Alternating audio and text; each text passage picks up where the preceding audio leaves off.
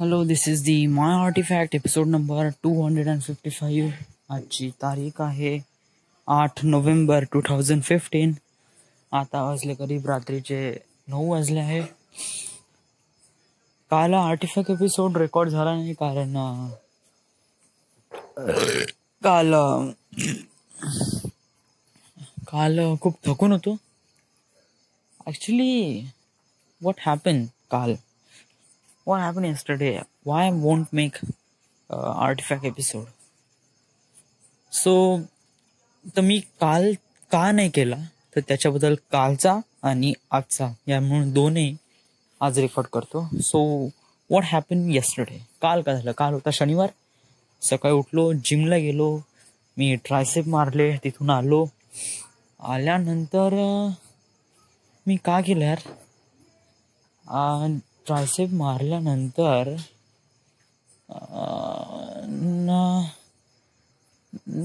का केलं यार, आठव घरीच होतो.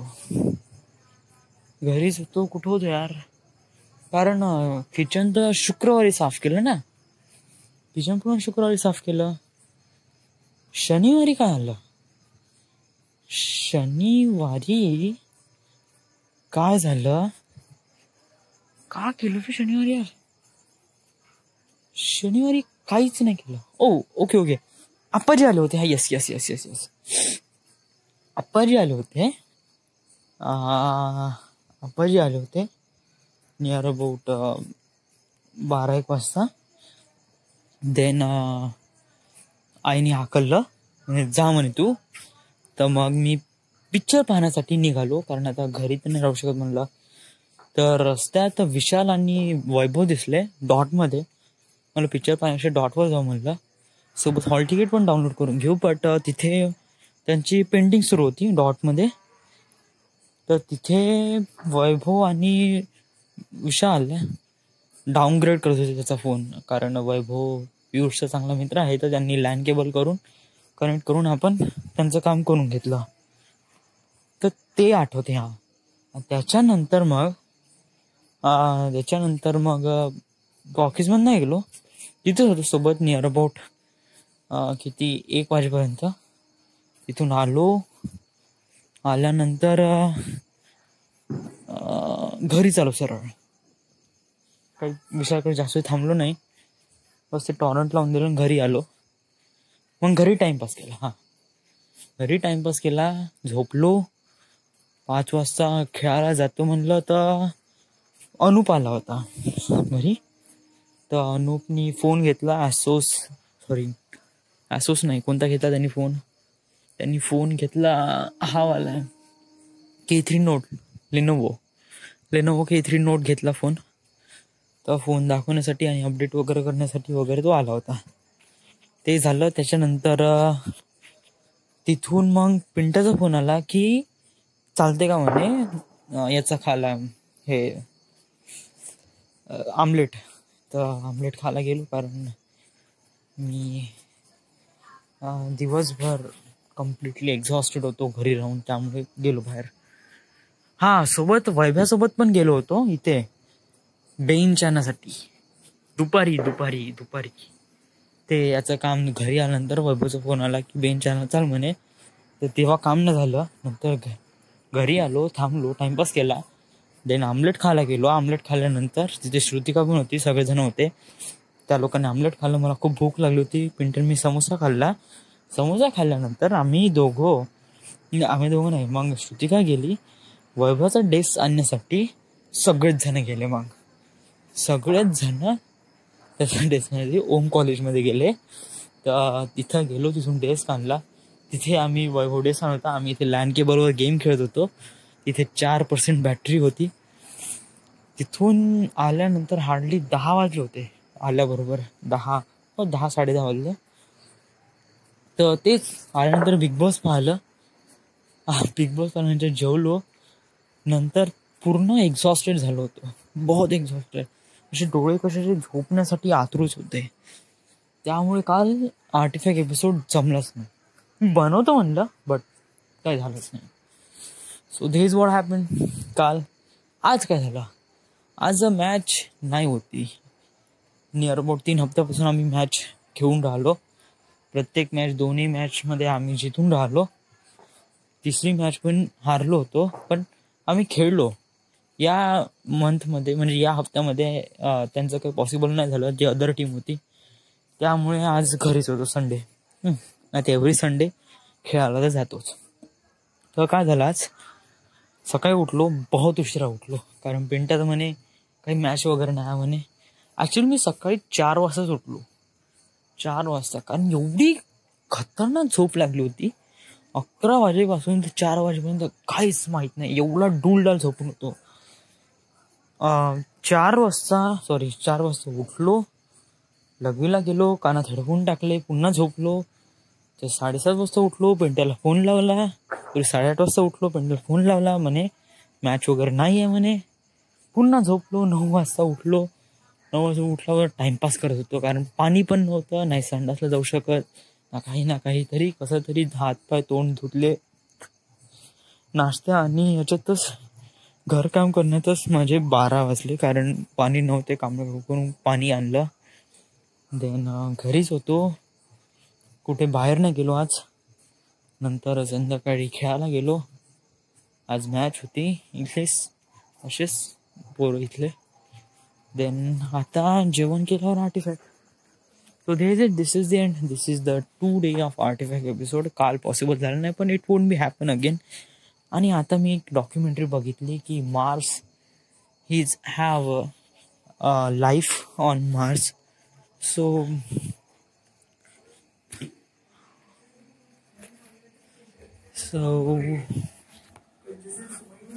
So I should probably think की मार्समध्ये लाईफ आहे.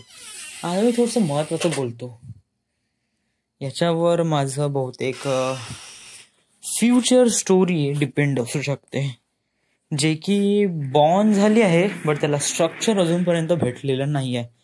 जो फ्रेम आहे, कोणत्या फिल्म बनवण्यासाठी जो फ्रेम आहे, कोणती गाडी बनवण्यासाठी जो फ्रेम आहे, फ्रेम म्हणजे काय, एक मजबूत ढाचा. जसा आपल्या बॉडीमध्ये स्केलेटन आहे, एक मजबूत ढाचा, त्याच्यावर सगळे आपले ऑर्गॅनिझम इन्क्लाइन आहे आणि एकमेकाशी बाउंड करून एक स्ट्रक्चर बनवते, एक बॉडी शेप बनवते, एक ह्युमन बनवते.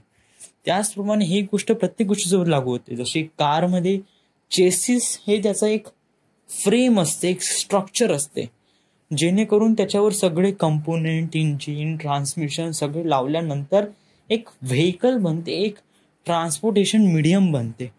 त्याचप्रमाणे एक फिल्म आहे. फिल्मसाठी बनण्यासाठी त्याचं सर्वात मोठं स्ट्रक्चर आहे, त्याचे सर्वात मोठी फ्रेम और स्केलेटन सेज स्क्रिप्ट और काहीतरी आयडिया. जोपर्यंत आयडिया भेटणार नाही तोपर्यंत आपण त्याची फिल्म बद्दल काही करू शकत नाही. आयडिया कशी असली पाहिजे, तर मी थोडंसं पॉईंटवर वळगून राहिलो. आता एक डॉक्युमेंटरी बघत होतो मी, मार्स हॅव अ लाईफ, म्हणजे मार्स पाशी लाईफ होती, वॉज इट. हे काल पण वाचलं होतं. काल पण रात्री मी मार्सबद्दल ऐकून घेतलं की मार्समध्ये का झालं. Actually it's 3 billion year ago Mars have a life. मार्समध्ये लाईफ होती. तर व्हॉट हॅपन्ड देअर, कारण आता जे आपल्याला एव्हिडन्स भेटून राहिले ते रिप्रेझेंट करत आहे की मार्समध्ये त्या स्पेसिफिक सेक्शनमध्ये केव्हा तरी एक ओशियन होतं. जसं आपल्याकडे पॅसिफिक ओशियन आहे, तिथे पण एक खूप मोठा ओशियन होता, एक लँडमास होता, व्हॉल्कॅनिक ॲक्टिव्हिटी होती, माउंटन्स. सगळे जे एव्हिडन्स भेटत आहे ते रेप्रेझेंटेटिव्ह करत आहे की आपली अर्थ नियर अबाउट काही बिलियन इयर नंतर कशी असू शकते. त्याचं चित्र आपल्याला आता भेटून राहिलं मार्समध्ये. So that is it. तर आणि त्याच्याबद्दल मग मी काही व्हिडिओ बघितले, डॉक्युमेंटरी बघितली, फॉर्मेशन ऑफ मार्स. तर तेव्हा कळलं, फॉर्मेशन नाही ऐकलं का what happen to the Mars. तर तेव्हा माहीत पडलं की मार्समध्ये near about 3 billion year ago by the solar wind it completely destroy the atmosphere of Mars. मार्समध्ये जे ॲटमॉस्फिअर होतं ते सोलर विंडमुळे कम्प्लीट व्हॅनिश झालं, कारण तिथे नाही आहे मॅग्नेटिक फील्ड.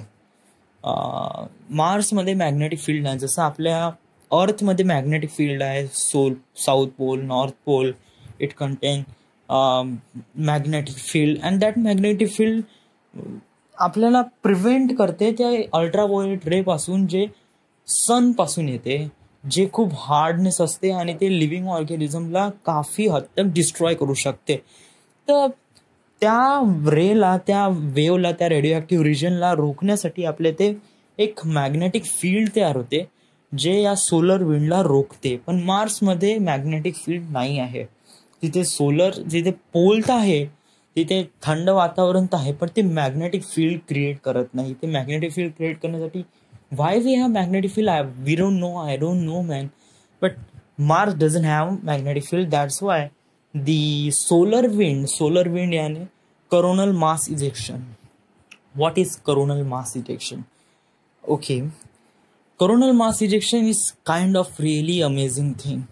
तेव्हा तिथे काय होते की सनमध्ये किंवा सूरज किंवा सूर्यामध्ये एका वेळी near about thousands of nuclear bomb एका वेळी फुटल्यासारखा एक खूप मोठा स्फोट होतो. बहुत मोठा स्फोट होतो.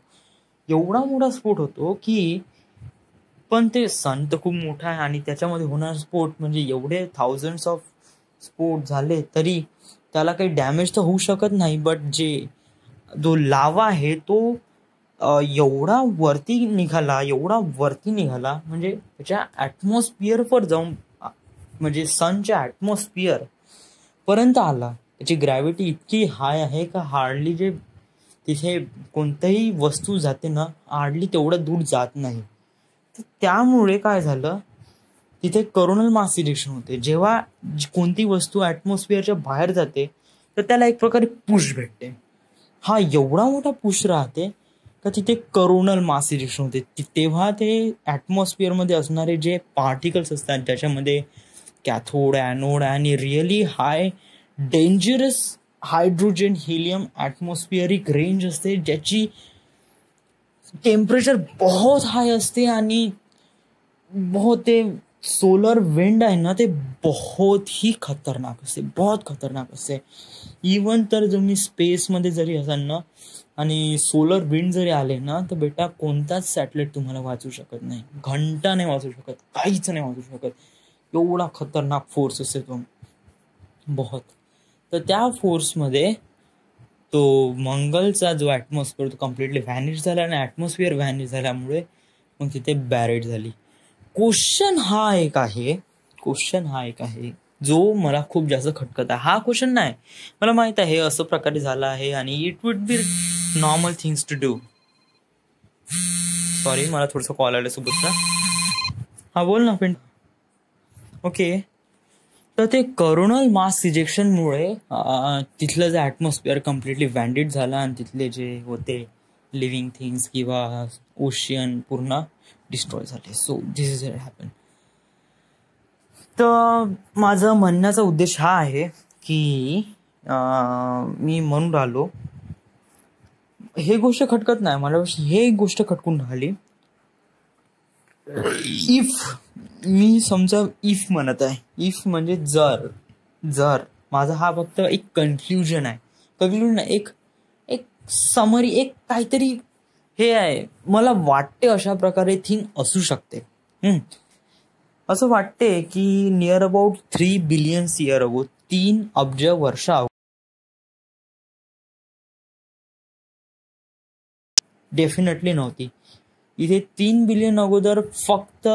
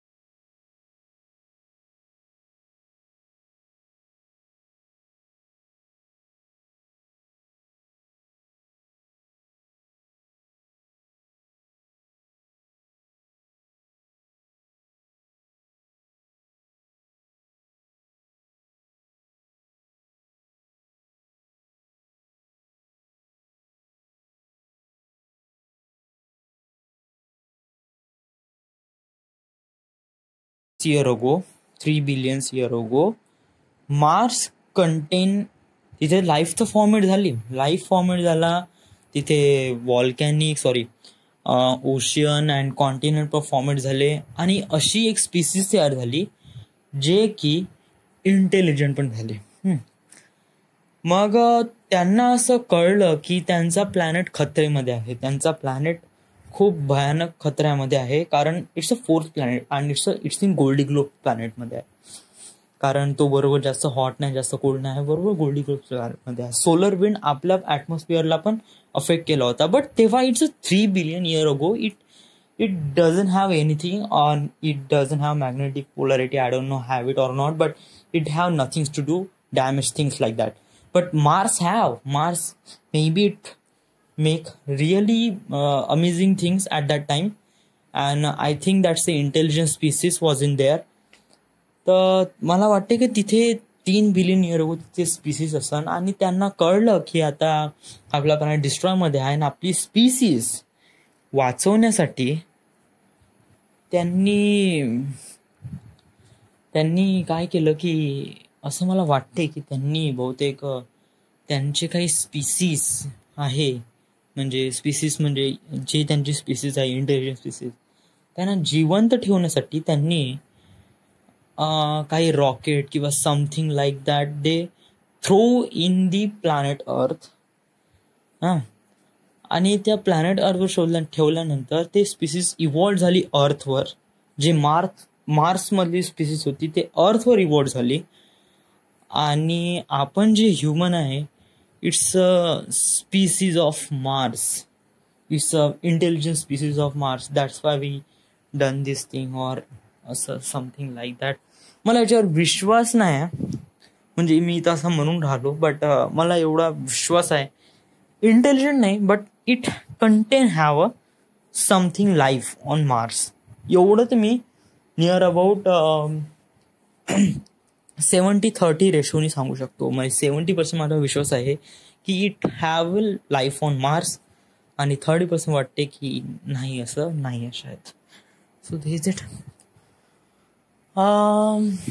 आजचा थोडसा क्युरिओसिटी वाढली मला ॲस्ट्रॉनॉमीबद्दल. मला वाटते एक्सप्लोरर बनू शकतो, but I am so scary. मी महत्वाचं विचारून राहिलो. येस माझ्या लाईफमध्ये, किंवा याचा इम्पॉर्टन्स काय माझ्या लाईफमध्ये, कारण मी तर काय ॲस्ट्रॉनॉट नाही, आणि माझ्याच्याने मला घंटा पढाई होत नाही, आणि स्पेसबद्दल तर मला बहुत भीती आहे बेटा, बहुत शांत असते, बहुत एकटं वाटते बेटा. स्पेसमध्ये गेला ना, मला एक्सपिरियन्स तर नाही, सॉरी काहीच एक्सपिरियन्स नाही, स्पेस कसा असते का असते मला फक्त त्याच्याबद्दल माहीत आहे, बट मी सांगतो असं आहे की जस्ट लाईक मी फील केलं आहे त्याला. कारण जेव्हा मी ड्रीममध्ये असतो ना, जेव्हा मी ड्रीममधून स्पेसमध्ये जातो ना, it feels like really alone. Just like I am telling you why I am doing this, why I am telling you just like experience person, because I experience that particular moment when I'm space in my dream, and that would be really happen, and I'm telling you it feels really creepy man. कारण ठीक आहे, आपण atmosphere जरी आपण अर्थच्या just atmosphere जरी बाहेर गेलो ना, तर इट फील्स लाईक अलोन. स्पेसमध्ये एंटर केलं ना, it feels like alone. Gravitational polarity तुमची डायरेक्शन सिस्टीमची बंदी महाबहीण एक करतात, ओके ठीक आहे, ते करून घेतलं. अदर दॅन एक अजून एक गोष्ट आहे की बहुत अलोन फील होते, कारण तिथे आवाज बहुत कमी राहते. तिथे आवाज मीडियम ट्रान्सफर, म्हणजे आवाज ट्रान्सफर करण्यासाठी जे मीडियम लागते, जसं आपल्यामध्ये एअर मीडियम आहे, जे एअर मीडियम मी बोलत आहे, आणि या मोबाईलमध्ये आहे रिसिव्हर जो रिसिव्ह करत आहे, तो जो मीडियम आहे एअर मीडियम, तो एअर मीडियम याला पास आउट करत आहे फ्रॉम वन टू अनदर. पण स्पेसमध्ये काही मीडियम नाही आहे, स्पेसमध्ये तर व्हॅक्यूम आहे. व्हॅक्यूम म्हणजे काहीच नाही, तर तिथे आवाज ट्रान्सफर होत नाही. तिथे बेटा तू JBLचा स्पीकर लाव का बीट्सचा स्पीकर लाव, आणि किती दणदणीचे वाजव, घंटा तिथे असणारा पुरुषाला काही आवाज नाही येणार. एवढं शांतता असते, बहुत ही शांतता. आणि एवढी शांतता आपण कधीच फील करू शकत नाही, कुठेच नाही, अर्थमध्ये तर कुठेच नाही. छोटा आवाज, इथे आपण छोटी आवाज ऐकू शकतो. इवन आपला आवाज पण कसा तरी वेगळा होऊन येतो, बट स्पेसमध्ये बेटा बहुत बेकार वाटते. It feels really creepy man, really creepy. हां, तर माझ्या सब्जेक्टबद्दल वाय इम्पॉर्टन्स हे दिस सब्जेक्ट इन माय लाईफ. माझ्या फिल्ममध्ये, माझ्या डोक्यामध्ये एक फिल्म आहे, एक स्ट्रक्चर आहे फिल्म बनवण्याची. ज्याचं स्ट्रक्चर आहे की एक इंटेलिजंट लाईफ आहे. इट इज फ्रॉम मार्स आणि दे वुड बी एक्सप्लोर आणि असं काहीतरी बनवलं जेणेकरून आपली लाईफ फॉर्मेट झाली, असं प्रकारे काही. तर समथिंग मला वाटते की त्याच्यावर बनवावी film. But it's in the really basic born. म्हणजे अजूनपर्यंत हा जायगोट फॉर्मेटमध्ये आहे. त्याला फर्टिलायझर अँड देन याचे ऑर्गन्स आणि टिश्यू बनण्यासाठी it's really take a long time. But जसं आपण बायनरी कोड जसा फुल बॉर्न झाला आहे, पूर्ण आतून निघाले आहे का it may be have a film and I am going for this. So it wasn't happen like that. So this is the end. आज मी काफ़ी बडबड केली, करीब 15-22 मिनिट बडबड केली. But it feels really amazing, कारण आपण 2 दिवस आर्टिफॅक्ट एपिसोड केला नाही. So this is the end. This is the My Artifact episode number 255. Right now we are at Wardha, Maharashtra. Thank you. हो, बाहेर गेले.